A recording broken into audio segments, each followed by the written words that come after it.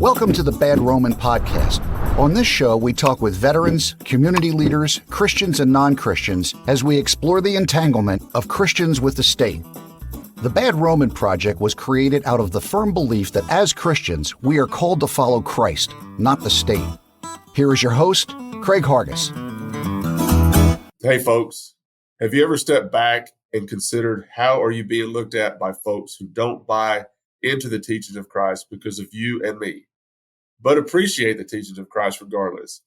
In episode 33, we had a conversation with a couple of folks who don't subscribe to Christianity as self-described socialists. Today, Alan Mosley joins me with a different perspective as an anarchist who has been vocal about this topic. And I'm looking forward to having this conversation because I think he's got a very interesting way of looking at this, and I want to hear it. Right. Would you rather serve God than serve Caesar? You feel me? Right. I'm just trying to live what he said. I'm just trying to live what he said. I ain't scared. I will take one to the head. Go ahead. So it's safe to say that I'm bad. So it's safe to say that I'm bad. So it's safe to say that I'm bad. All right.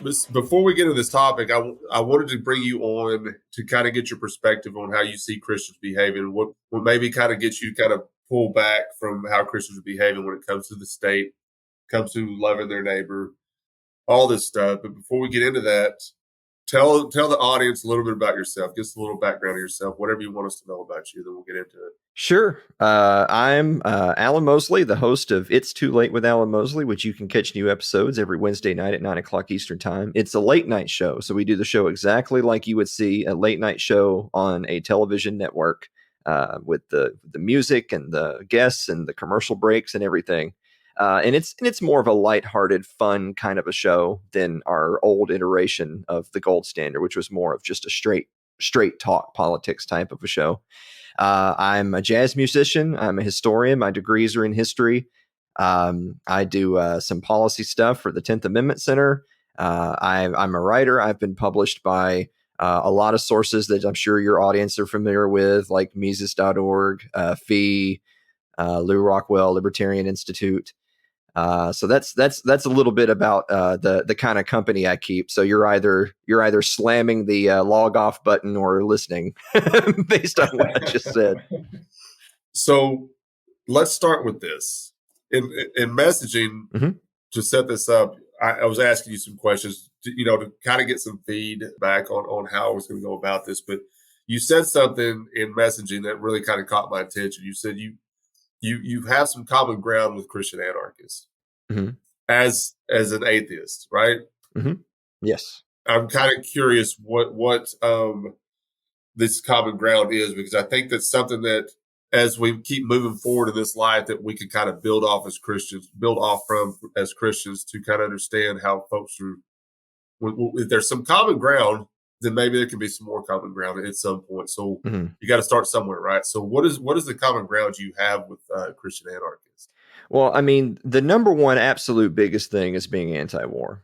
Whether it's libertarian audiences, whether it's strictly anarchist audiences, and what you would like to hope would be Christian audiences, is that being anti-war has to be the kind of a core tenet of everything in which you believe in and fight for. If it's not, then I feel like you're either signaling, or you totally don't understand the things that you purport to believe in, or you're making policy decisions. And I don't view anti-war that way. I'm not interested in politicking when it comes to war. One of the most important articles that I've written, our mutual friend Stephen Rose from Anarcho-Christian, and he published this article on his site after it had been published by several others. It's actually my most read article. I got picked up by Zero Hedge and that sort of thing.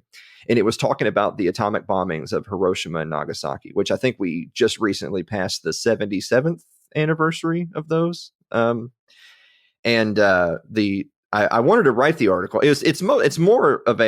It's really a historical article more so than it is a ideological type of an article, because I wanted to make sure to have all the sources in there of look at just how destructive this was, and then look at the kinds of people that were affected by it. Like, look, this They don't make magical bombs that shoot little tiny shrapnel fairies that only hit enemy combatants. That's not how bombs work. And it's certainly not how A-bombs work, right? And so when you look at the just innocent people that were killed by it, you look at where they draw, of course, the infamous how they used the dome of the biggest Christian church as the focal point of the epicenter of where the bomb would be dropped, and that was the largest Christian community in the Asian world at the time. Then when you look at the comments, the quotes, and the backlog of experts at the time. So this is a little bit talking to our appeal to authority and our, well, you weren't there, and our, well, the experts know something we don't crowd. Look, you had the highest ranking Marines and naval officers and military advisors and generals at the time who were there in the planning room saying, we don't need to do this. It isn't even a matter of what the strategic value is. We don't need to do this. And so when you look at all the cooler heads that could not prevail and that this occurred, I mean, it's an atrocity and it should be called as such. And boy, you will never get people hotter at you, even people who maybe agree with you on most things. You will never get people hotter at you than to criticize these almost, mythical beings of yesteryear, whether it's founding fathers, whether it's, the greatest generation in this case. You're criticizing the greatest generation. This was the crowning achievement of the Western world. And this is America's ascension to the global stage. And this is when the U.S. became a superpower and we won World War II. USA. You criticize that, you get a lot of people upset. But again, it's worth it. It's worth whatever heat you may generate, because I'll be honest. Would it be worth writing an article bickering about a small percent increase or decrease in some program or another if you knew that it would literally cause 100 million people to hate you? Maybe not. But for war, it's worth it. We've got to be good on this topic. And I feel like the Christian anarchists are good on this topic. No true Scotsman notwithstanding, true libertarians are good on this topic. We're good on this topic. Anyone who's not good on this topic, I doubt anything that they think. You can't be, if you're going to be anything in this community, you have to be anti-war. We can disagree on a lot of stuff, but if we disagree on this, you're not a part of this community. Yeah, when you're trying to get libertarians to agree on anything, it's like trying to herd a bunch of cats anyway. But I think you're right. I think we have to be solid on this, because Christian or non-Christian, you mentioned that bombing, and I when it came up again on social media, people start talking about it again, and then it goes away until the next year, right? Mm-hmm. But the comments, the comments that I'm seeing from Christians about this, defending mm-hmm. these actions, I almost have to shut social media off sometimes, because I try not to be an angry person, but Christians anger me when it comes to this topic, because they want to defend something that, like you said, it's not just killing the intended enemy. There's innocent people dying in this thing that wanted nothing to do with this, wanted absolutely nothing to do with it. You got two governments that are pissed off at each other, and now people who wanted nothing to do with it are dying. It's the same thing we see with every war. They talk about these drone bombings in Iraq or Afghanistan. They're bombing weddings, school buses, hospitals. What the hell is going on here? And there's absolutely no reason for a Christian to defend this. If you take the teachings of Jesus Christ very seriously, there's absolutely no defense of this. But I saw it the entire time when they were talking about it, was last week. And I was like, what are you talking about? Go read some of this early church stuff prior to Constantine. When Constantine got involved, it really changed a lot of things about the church, and I blame a lot of what we see with the church today on that very aspect of it. But if you read the stuff from the early church prior to that, they were very pacifist, very anti-war, and they didn't make no qualms about it. I mean, a lot of these folks were taught directly by the apostles, who were taught directly by Jesus Christ, so they have a better understanding than a lot of these modern Christians are going to understand. And we have to at some point get back to that. But the reason why Christians will defend this drives me crazy. But here's the thing: I used to defend this stuff. I used to be that guy. I mean, I don't know if you know this about me, but I was a loud, proud, card-carrying neoconservative. Okay, and when I started understanding anarchism, and then coming into how that kind of aligned, not kind of, it does align with my faith in Christ. I started understanding the peace aspect of it. It really kind of opened my eyes up to things. And at this point now, I just don't understand. At this point now in time, we should know if it's right there in front of our face. How can you ignore it as a Christian and see it right there in front of your face and still defend it? I don't get it. This is exactly why it is so important to speak up about these things, particularly this particular example, talking about World War II and the atom bombs.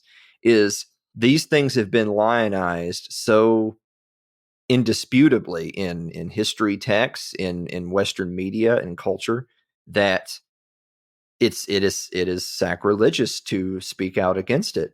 But that undeserved reputation is what the American empire has lived on now for 80 years.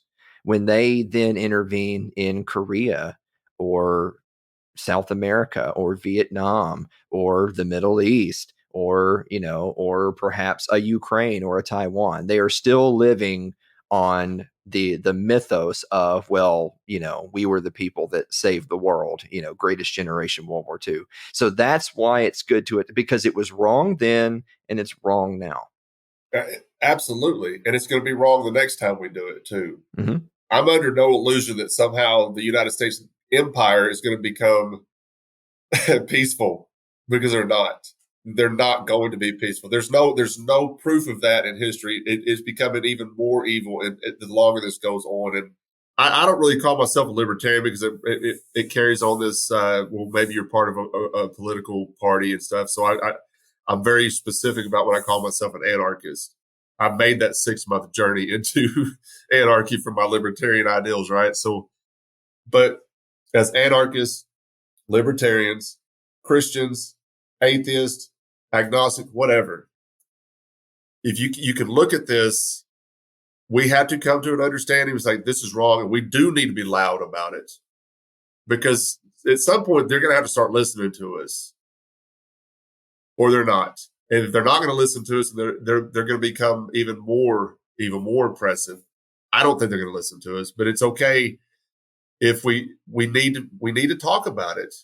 And we can opt out. We can walk away from this, because when we stop supporting this type of stuff, they lose power. I don't care what anybody says. We're like, well, they're going to do what they want to do, even if you don't support them. Probably. But when they've lost that much support, then they start losing their power. That's the problem that I'm seeing right now. There's too many people still supporting them.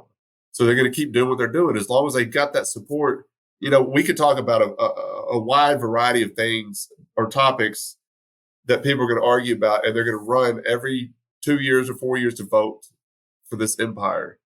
I don't get it anymore. There's a lot of people out there that about as far as they put thought into it is, well, I may or may not support, I don't support this tax increase, or I don't support this new zoning regulation, or I don't even maybe support this war. But it's happening, and I can't do anything about that. And they're going to be mustering the troops for it. And I do support my troops. Therefore, I'm going to be supportive. I may not support this particular cause, but I support the people. And that's the cop-out that they will use to then justify the pulpit being militarized to support the troops. Let's all go tie our yellow ribbons and make sure that we're welcoming the troops back home and all that stuff. And my response to that is that, of course, there's the trope, not that it's not accurate, that, well, if you truly supported the troops, you would not be wanting them to be wasting their blood in foreign interventions that don't serve any noble interest, that terrorize and oppress peoples around the world that are innocent people that have nothing to do with anything. That's not following Christ's teachings. But furthermore, I even take that a step further and say it's up to individuals who are raising their young sons and daughters. And maybe you're someone who comes from a military family, Maybe you're someone who served, but you today look back in horror and say, well, I don't want to associate with the American empire. Well, you need to be raising children that way. You need, and I feel like that's, and you can comment on this, you know more than me. I feel like that's well within the same bounds as the church, right? If you're raising a child within the church, you're raising them on principles of non-aggression and abhorring violence and same as is that, well, if you see the American empire as evil, I mean, call it what it is, then it is not virtuous to be a good person and join the evil empire and become a stormtrooper and say, oh, but I'll be a good stormtrooper. No, it's to not join. When we started this project, there were several reasons why we started it, but there was a lot of things going on in Craig's head when we started it. One of them was I could sit in a church and I could listen to a message from the preacher, but I could also see fellow Christians, professing Christians, and their eyes they're glossed over, and they're there for an hour, and then they go out have lunch, and all this stuff that we're just talking about right now is glossed over. It's not talked about, and if you talk about it, then you're supporting the other team, because there's these Christians are very much political, and they seem to think that we need more Christians in power, which in itself goes directly against the teachings of Christ. Jesus did not come to rule over anybody. He came to serve people, and that's how Christians should be behaving. But a lot of what we're talking about right now is just glossed over in the church. I pick on the church quite a bit, and I know I've talked to pastors on this show.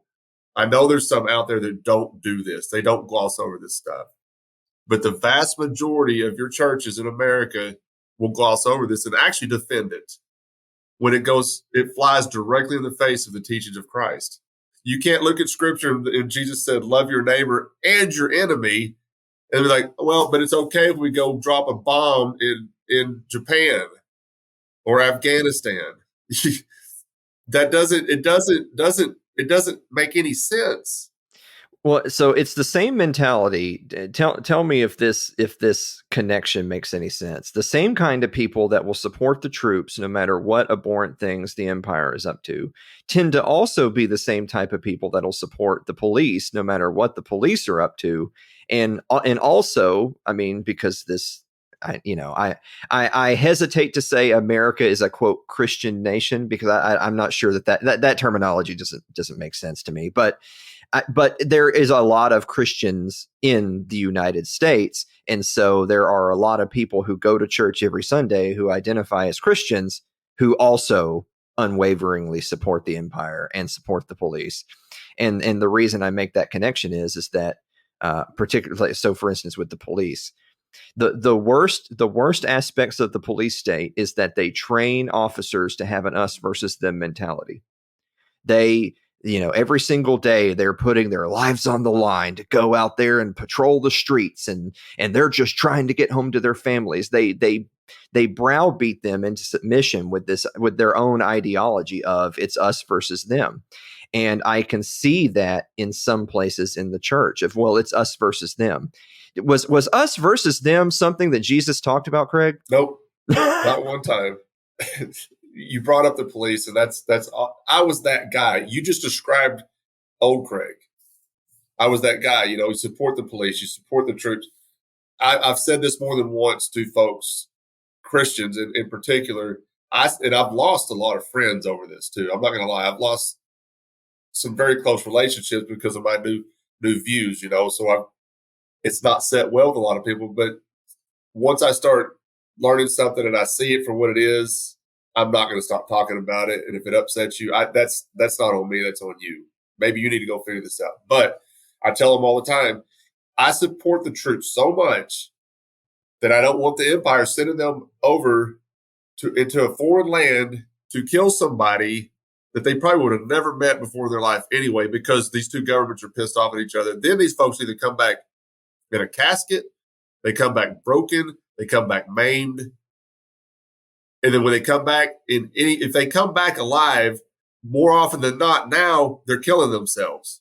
There's something happening that has changed their mentalities because of what they've seen in war. I've talked to veterans on this show, and a lot of them know folks who have committed suicide after coming back from that stuff that probably would have never had that mentality before, but they've seen something, they've done something over there that has changed something in their brain that they can't get out of, and the only out that they can find is just to kill themselves.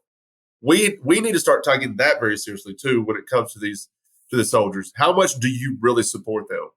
You want to put a yellow ribbon on your shirt, wrap one around your tree out in your front yard, or are you going to stand up and start speaking very out loud about what's happening to these folks when they're coming back broken, maimed, or in a casket? Yeah.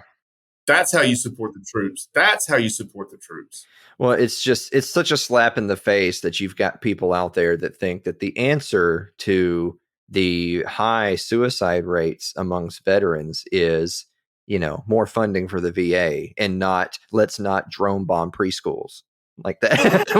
That I feel like that would go a longer way towards improving their psychological well-being. And furthermore, and I don't mean to harp on the, look, everything's signaling. Everything and nothing is signaling. If you're walking around with you've got a bumper sticker on your car, or you've got a ribbon on your door or on your tree or whatever, I'm not saying that because you do that, you're a bad person. What I'm saying is that there's a lot of people, as you sort of insinuated, that's as far as it goes, that they're really just showing everyone what they think as opposed to doing things that will demonstrate how they think or how they feel. And specifically as it pertains to veterans, suicide, the whole rigmarole of nationalism and yellow ribbons, is because I've talked to a lot of veterans, and I'll tell them, if you're a veteran and you went through this nightmare and you've come out the other side and you've come to a way of thinking that perhaps you and I have, then it's not good enough to say, well, that was wrong, and that's it. You've wiped your hands of it. I challenge them. This is my challenge. And this is for veterans. And this is for people out there who maybe they used to be that true blood neocon, and now they're more of a pinko commies like us who believe in not killing babies halfway across the world. But I challenge you. It's not good enough to just say, well, yeah, if I had to do it over, I wouldn't do that. It was wrong. I challenge you to go down to your local recruiting office and you sit out there on the sidewalk and you beg those kids to turn around and go the other way. Don't let them make the same mistakes that you did. Now that is what's the word I'm looking for here? That's true absolution, right? Like that's genuinely repenting for your sins. Is not just to say, well, yeah, that was probably a bad idea. It's a lot better to say, I'm going to try my best in my own way to move the needle so that more people don't make the mistakes I made. Unfortunately, that's a bridge too far for most people. It reminds me of something that I say that really gets a lot of your statist Christians up in arms. You said, repent of our sins. Well, when these folks are going and continue to put these people in power, to me, they're outsourcing their own sin. They can wipe their hands clean of it because they didn't do it. Mm-hmm. Somebody else did it. And they feel okay about it. And that's just not true. You have just as much blood on your hands as that politician that you went and voted for that sent these people into war. Yes, that is such a great point. There's a lot of people that, as far as they put any thought into it, is, well, I didn't propose this policy. I didn't pass this bill. I didn't do that or this or the other. And it's the same argument that they'll make for soldiers, for cops, for bureaucrats, is that, well, I didn't write the law. I didn't give the order. I'm just following it. It's the just following orders trope. It's the Nuremberg defense. And the point being is, and I love something Michael Malice says about his little token line for this is, those people should have just as much, if not more, blame than the crooked politician in DC. And the reasoning being is that without the goons to enforce it, those people are just angry rich men in DC with bad ideas. But it was with your help that evil happened. You have to wake up to that point. It's at some point in your life, you have to wake up and say, all right, maybe I played a part in this. Not maybe, you did play a part in this. There's no gray area in this. I say this all the time. I don't see a lot of gray. I see a lot of everything's black and white to me, but there's absolutely no gray in this area. You have just as much blood on your hands as the politician that when you see an unarmed black man being murdered in the streets by the police, they're just doing their job. They're following the law. It's garbage. Well, it's just, it's like Christians heal thyself, that if you're going to a church where the pastor is preaching, supporting the troops and getting everyone riled up for the next intervention, and you see their temples with the American flag on top.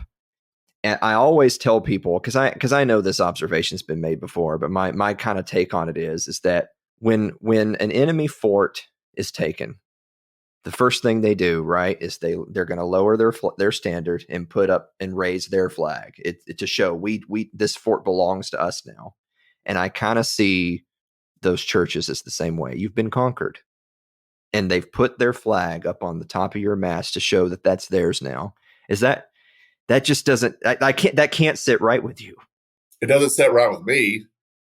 I've sat in church services before, and I've seen the American flag on the stage. I've seen the Christian flag on the stage. At the time, it did not register to me that there's something wrong with this. I do understand it now, but that's the problem with the vast majority of Christians. They don't see this as being a problem. Do you know who Tertullian is? No, I'm not. He's one of the early church guys, and he was very outspoken about, how we're supposed to respond to the state. And he said, he has a quote, and I share this with a lot of Christians that they don't want to hear, but he said, "Shall we carry a flag? It's a rival to Christ." And if you think about what he's talking about, and I love what you just said, you've been conquered. There's a reason why the state has infiltrated the church. It's all about power. If they can control you, they can still control you. Just because you're going to church, do not believe that you cannot be manipulated. You're being manipulated, and they've got you turned against your neighbor, against your enemy on purpose, and that goes against everything Jesus was teaching us. Love your neighbor, love your enemy. What part of that are you missing when you read these teachings of Jesus Christ? How are you glossing over that aspect and then moving forward because you are afraid of the other team? I don't know a lot of Christians on the left. I know some, but most of the people that I know who are Christians are very staunch conservatives. Okay. And maybe it's just because I live in the South or whatever. And maybe it's different outside of the South. I don't know. They've turned this into being afraid of the other team. And I think the state did a very good job at doing this. I think they did a very good job at turning people against each other, and they can take control of the churches. And now they got a huge voting block. I'm really kind of curious to see what happens with not to get off topic, with like the whole Roe v. Wade thing that just, came out here, a couple months back, and how Christians are going to respond to that. I've talked to Christian anarchists about this, and they're like, well, that's a good thing. I was like, you know what? Let me tell you something. It sounds good on paper, but the state does not do anything for no reason at all. I think this happened for a reason. And regardless of how you feel about abortion, I still do not believe that the state should be involved in it in any aspect, because there's always some kind of nefarious reason behind it. I don't trust the government whatsoever, like 0%.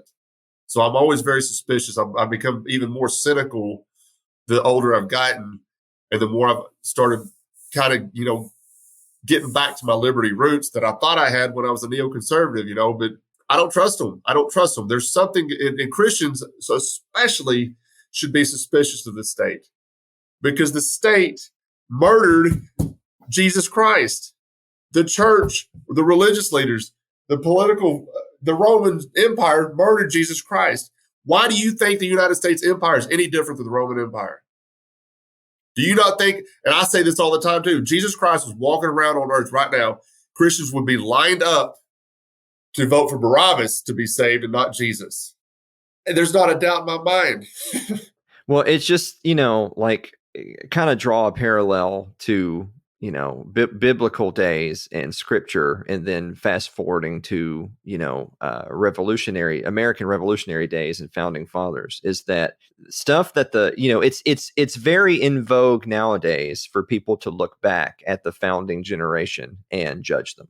Say, oh, this one owned slaves, or, oh, this one, whatever, this one had some illicit relationships, or, oh, this one said these things that don't pass political correctness muster hundreds of years later, and therefore I am morally superior to Thomas Jefferson. I am morally superior to, whatever, John Adams or Alexander Hamilton or George Washington or any of the others. And it's that, but so first of all, you're not. And second of all, you have to understand that what they were saying when they were saying it, this was transformational. They were saying things that was a huge leap forward in political thought at the time, that if you had uttered these things 50 years before, or even then in the wrong company, they were going to cut your head off. Like this was, they were taking some great leaps forward, to use a terrible communism analogy.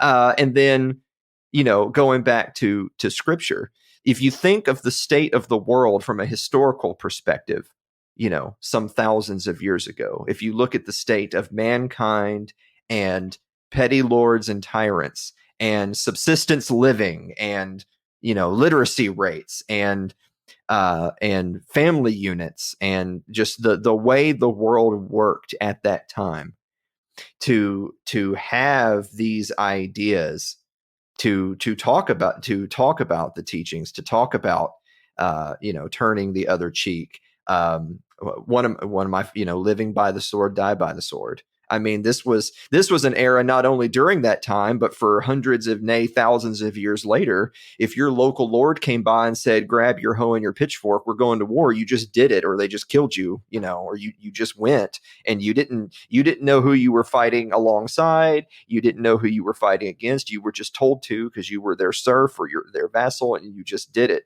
And so to have these teachings come along saying, well, actually, that's wrong, and you should not do that, because this is not your kingdom is in heaven. And again, just the one concept of live by the sword, die by the sword. I know Ron Paul had written that book that was based on that line of turning swords into plowshares. I'm sorry. I'm doing all the best references I can do as an atheist who doesn't go to church to hit all the. I feel like I hope I sound at least like I'm vaguely familiar with what I'm talking about here. Actually, you hit the points better than most Christians do, so keep going.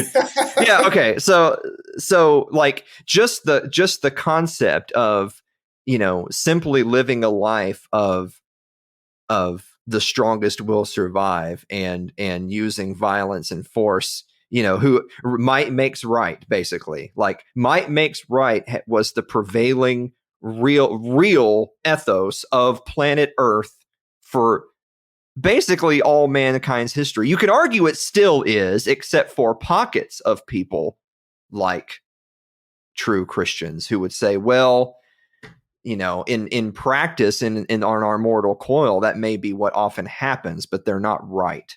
They're not morally correct because they had the biggest bombs, or shot the most bullets, or killed the most people.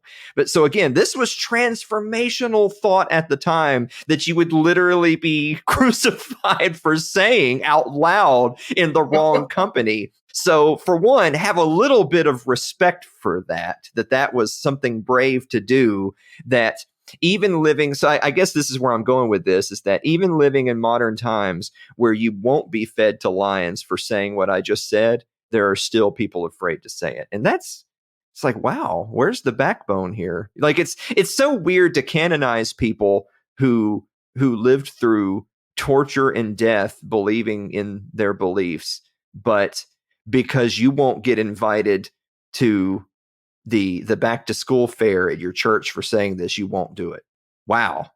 Have a little bit of self-respect. have a little bit of self-respect, and it's actually have a little bit of backbone. Mm-hmm. I love what you said earlier. We got to start talking out loud about this. Christians especially need to be, because this is why I wanted to talk to you, because I think even as you're non-Christian, but you still view Christians in a way, if you saw more Christians standing up and saying this thing, you might maybe want to learn a little bit more about Christianity. If they were actually being, I can understand why people push back against the church and don't want anything to do with it, because they see Christians behaving in a way that we've been talking about this entire time so far. I understand that. I've actually had more in common recently with non-Christians than I do with Christians. That's outside of Christian anarchist circles. Like a lot of us in these circles, we're going to agree on pretty much everything. There's some things we differ on, and that's fine. But it's minors. It doesn't matter in the grand scheme of things. But when people are on the outside of these circles, outside of Christian circles, are looking at Christians, what are they seeing? How are Christians behaving? We're supposed to be a representation of Jesus Christ. And if we're representing or we're endorsing war, we're endorsing the state, that's not what people want to see. We're supposed to be working on the fringes of society, helping the widows, helping the orphans, feeding the hungry. That's what we're supposed to be doing, not supporting the empire. I think it really puts a black eye on the church when Christians can't even take just the very basic teachings of Christ seriously. It makes folks like Alan look at us like, what are they doing? What are they talking about? You understand anti-war. Christians should understand anti-war. Why aren't they understanding this? And I can understand why we get so much pushback and why people are leaving the church in droves. Not a one to attend church. I get it. I can see it. It's if you want to just go ahead and completely bury ourselves in the eyes of the audience and just go ahead and bring up Israel too. It's that, I live in a part of the country where you can actually drive through fairly well-to-do subdivisions and see people with Israeli flags on their poles next to their American flags or crosses. And that blows my mind. Purely from a political standpoint, it's that, well, I know that they're not Jewish. I know that they go down to the Church of Christ here every week. So I know they're not Jewish. They've never been there. They've never gone to Jerusalem or anything. But they absolutely unequivocally support Israel. And every 6-year-old girl that gets her legs blown off in Palestine 100% deserved it because she was born in the wrong place and has the wrong, her family has the wrong beliefs. What does a 6-year-old believe, right? So she's totally deserved what she got because they were just terrorists. And so they unequivocally support Israel and don't question it. And so again, from a political standpoint, that just doesn't make any sense. And then from a cultural standpoint, it's that the people you're supporting, because I'm not talking about regular people. I'm not talking about the average Israeli who just gets up and goes to work and is trying to feed their families and all that. I try to have, as I've gotten older, I try to have more empathy for just the common everyday man that's like, give that guy a break. He's just trying to do his job and he's just trying to pay his bills. And, they don't all just sit around like us nerds doing podcasts. But I'm talking about the Netanyahus of the world. I'm talking about the Israeli regime. Like, you unequivocally support the Israeli regime in their fight. And I was like, they hate you. They hate you and everything you stand for. And they're perfectly content for you to sign your tax payments and send them a chunk every year. But they hate everything you stand for. Do you think if in some magical world that we woke up tomorrow and the entire Middle East converted and they named Israel their new parent state, and now that entire part of the world was just all called Israel, and there was no more terrorism and there was no more Muslim extremism, it all just went away overnight? You had a genie and you asked for a wish and the wish came true. Do you think when that world came to be, that then that new great kingdom of Israel would send you all your money back and thank you for your great contributions to their cause and stand side by side with you in your endeavors? No, because they don't give a shit about you. They don't care about you. They don't believe what you believe. You're not on the same team. And so it just to me, that is no different. I was going to say that's no different than having some other random country's flag, but God knows people are waving their Ukrainian flags. And so actually, I just retract everything I just said. Go on.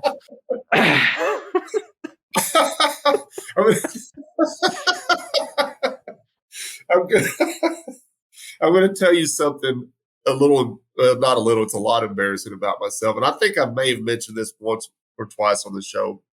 I used to believe, speaking of Israel, I used to believe that God created the United States of America to protect Israel.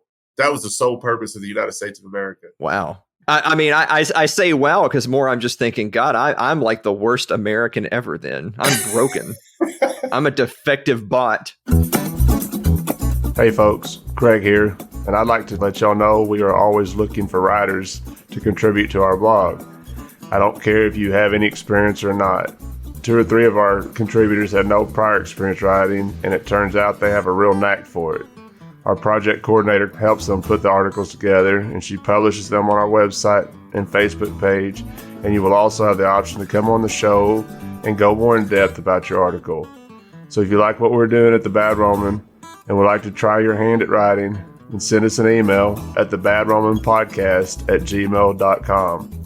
We're having a blast with this project, and we would love for you to join us in helping promote it. Now back to the show.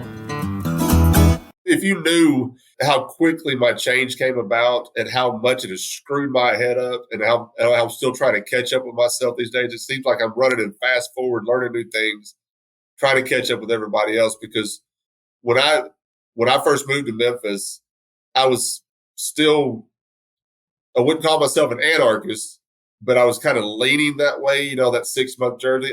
But it took me a little longer than 6 months. But because when first thing I did when I moved to Memphis, I went and registered to vote. I'm pretty sure I'm still a registered voter in the state of Tennessee. I'm pretty sure. I have not voted since 2016. I will say that to qualify all of that. But when I was getting into these libertarian circles and there were anarchists involved, and I started, if you could find one that was not a total snark that would have a conversation with you, because, anarchists were pretty snarky.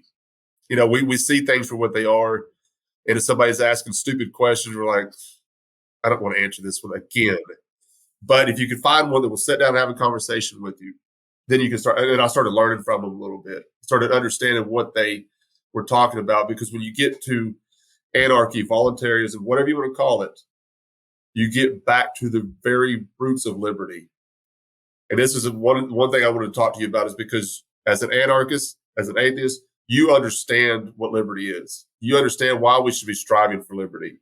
Christ created every one of us with liberty. If anybody should be defending liberty, it should be Christians. Now, this is my question for you. How do you, knowing that I'm a Christian, how do you respond to this one? No masters, no rulers, no kings, no gods. Because I've run into that so much with anarchists who do not subscribe to any kind of religious ideas or anything. And I told you before we started recording, if I can't have my Christ, then you can keep your anarchy. I'm not interested. How do you approach Christians with that same kind of tact that I've run into, or are you different about it?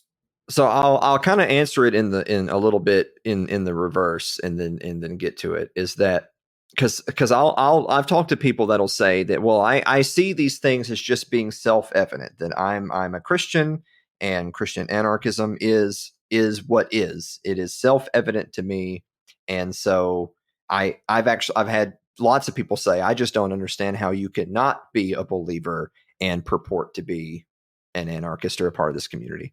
And I tell people, as it pertains to that token line of no masters, no rulers, no gods, is that to me, it's easy to see how that phrase came about. Because if you're an individual absolutist who abhors authority at all levels, including the metaphysical, then you can just logically see how they would draw that conclusion, right? I'm not saying you agree with it or disagree. I'm just saying you can see where it comes from.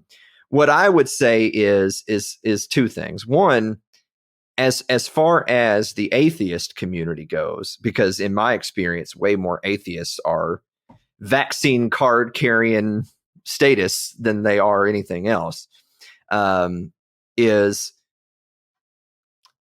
the appropriate way to approach that is to always always understand that implicitly the word enforced is on all those things. No enforced rulers, no enforced masters, no enforced gods. Now, I think if the state religion was going to be one you didn't agree with, then you would be perfectly content to say, I agree with the principle of no enforced gods. I mean, that's where, that's like a theocratic fascism that I think true Christians would say, well, no, we're not for that. So I think if I could add the word enforced onto each of those bylines, then the phrase makes more sense without being such a butthole about it. What I will say for the buttholes out there who try to throw these, they heard Christopher Hitchens talk, and so they're trying to repeat whatever Hitchens says, but they don't have anywhere near his IQ or wit. So you're hearing a defective bot trying to repeat to you something that Sam Harris said, right? Like that's what it is. That's a nice way of putting it. Those people, and they're insufferable. But I think I mean my experience is that the majority of Bible thumping churchgoers are insufferable. Unfortunately, the American church as it currently exists is insufferable. And so I guess what I would say is maybe this will be my punchline for our entire chat today is you can have all the right opinions on policy and still be a terrible person. So when you're talking about whether you're talking to the atheist who's trying to, or the anarchist, like you said, that just rolls their eyes and says, we're going to talk about the roads for the 1,000th time, or or just, who just casually dismisses people for one reason or another.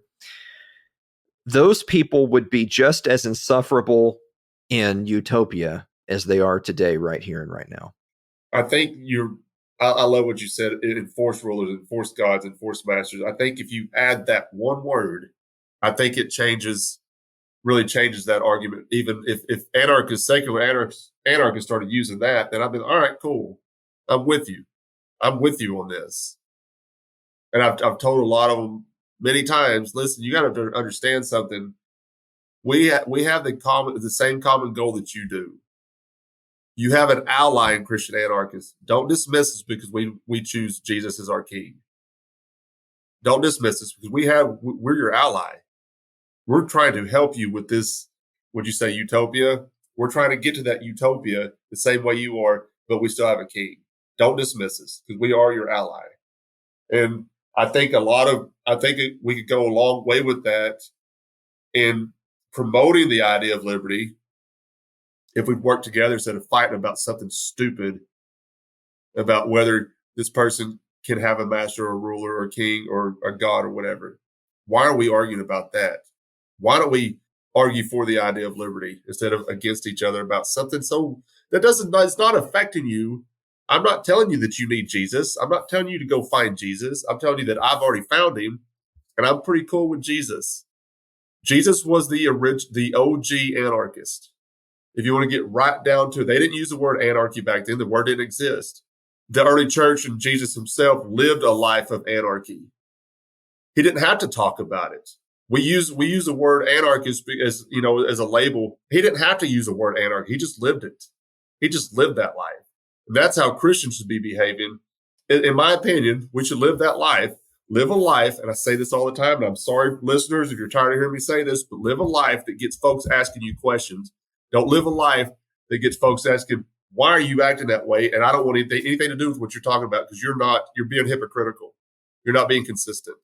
That's how we draw people in. Again, like I said, as I've gotten older, I try to remind myself, because I'm not perfect, and so sometimes I have to very explicitly remind myself of things, to be charitable, and not just charitable in terms of charitable giving, but also charitable in terms of how you perceive others and how you understand their viewpoints. I think one of the biggest issues that we have, politically speaking, is, if you're on Twitter and you see somebody, so say you see your typical progressive or leftist say, well, Republicans are against abortion because they just want women to die. And it'd say, well, that's not a very even like, no matter where you fall on the debate, that's not a very charitable expression of what your opponent's viewpoint is. So be charitable, but including being charitable and understanding your opponent's worldview. However, because I'm not asking you, look, I'm not Jesus Christ, and I'm not telling you to turn the other cheek. Be charitable with other people, but also be willing to understand that you can't save the world yourself. And we're all always searching for the remnant. There it is. A big part of that is building a community. And you can build a community by having that principle of charity, but you also build that community by casting out people who hate you, who hate what you stand for, and who want to destroy you. And when you recognize that, you have to have the fortitude to stand up and say, this is wrong, and I will not suffer this. This is not a part of what I believe. This is not a part of the community I want to be a part of. Or in your case, this is not a part of the church or the church I want to be a part of. And either people will wake up and come around to what you're saying and join your community, or they won't.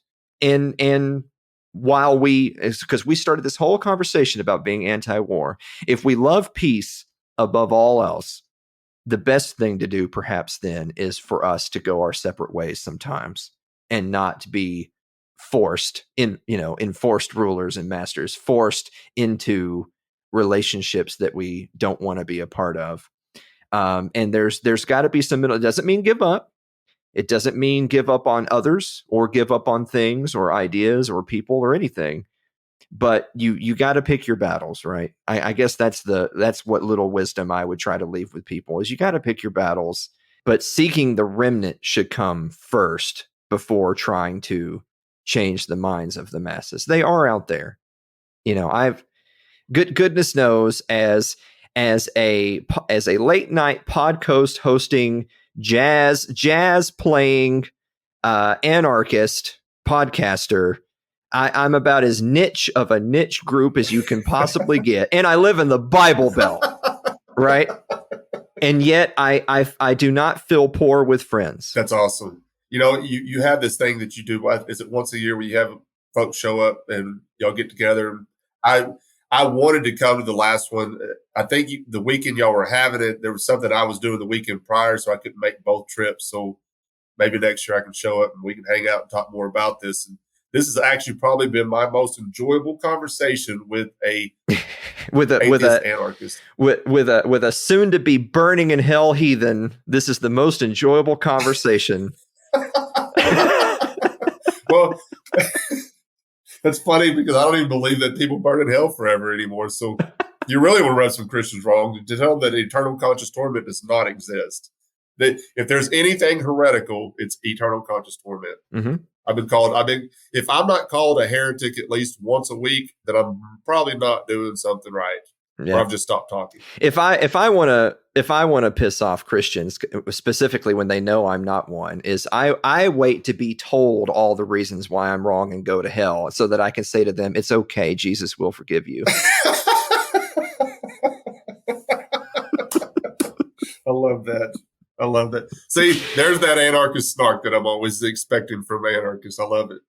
Well, before I let you go, like I said, this has been great, dude. I've looked forward to this conversation for a while, and I'm sorry that it took me so long to set it up. But like I said, I've been recording like a madman lately. But before I let you go, plug whatever you want to plug, and then I'll let you get out of here. Sure. So It's Too Late episodes every Wednesday night at 9:00 Eastern time is when they debut live on YouTube, Odyssey, Facebook, Twitter. The podcast version comes out the next day on Spotify, iTunes, Google, all those. But you got to watch the show. It's a TV show. You got to watch, you can listen if you want. We do that for people, but how are you going to see all my offensive memes if you don't watch the show, right? You can get all those by just searching It's Too Late with Alan Mosley or Alan Mosley TV. So Facebook, all the social medias are at Alan Mosley TV. Oh, and we'll say really quick, the event that you mentioned earlier, we had our 4th annual It's Too Late live show, and that was back in June.